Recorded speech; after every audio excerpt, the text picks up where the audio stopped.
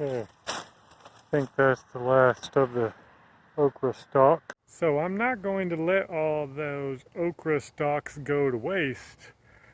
I'm going to shred them, chip them, whatever you want to call it, but not with the typical shredder chipper that you might expect.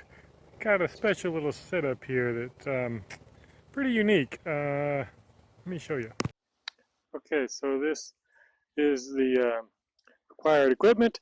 I have an electric mower, a cinder block, and a pallet. Going to make this into a shredder.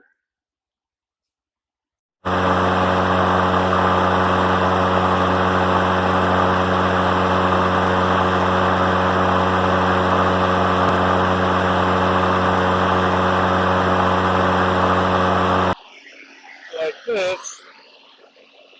Not going to hit the blade.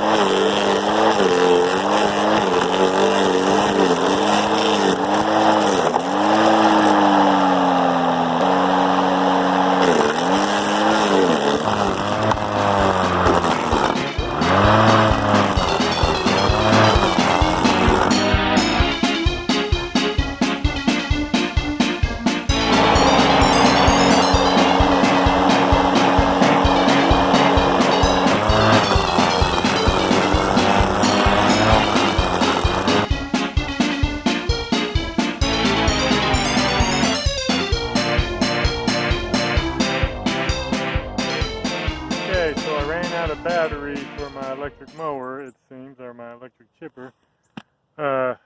Couple of notes here. I wouldn't have run out of batteries if I hadn't have used the mower a whole bunch to mow all of this through here. Was really overgrown, and then I also mowed my paths right back there that were very overgrown as well.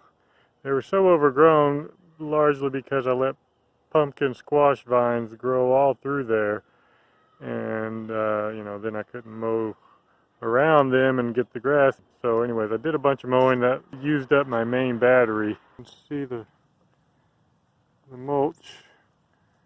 That's some very, very nice mulch. One thing about the okra is it's very stringy. See how it's all strings? So it's practically like trying to shred rope. If you have a traditional chipper shredder, it doesn't do okra very easily in my experience, because it just gets strung around the spinner inside the shredder and jams it up real easy. So this mower method seems to work a whole lot better. And a note about the mower blades: when you set it up, you see you got to see which way the mower blades are turning. In this case, they're going counterclockwise, the way that I'm looking at it right now, and that's where the cutting edge is.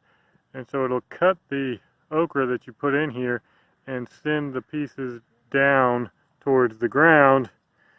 I was feeding the okra in right here so that it pushed the okra chips and shreds downwards.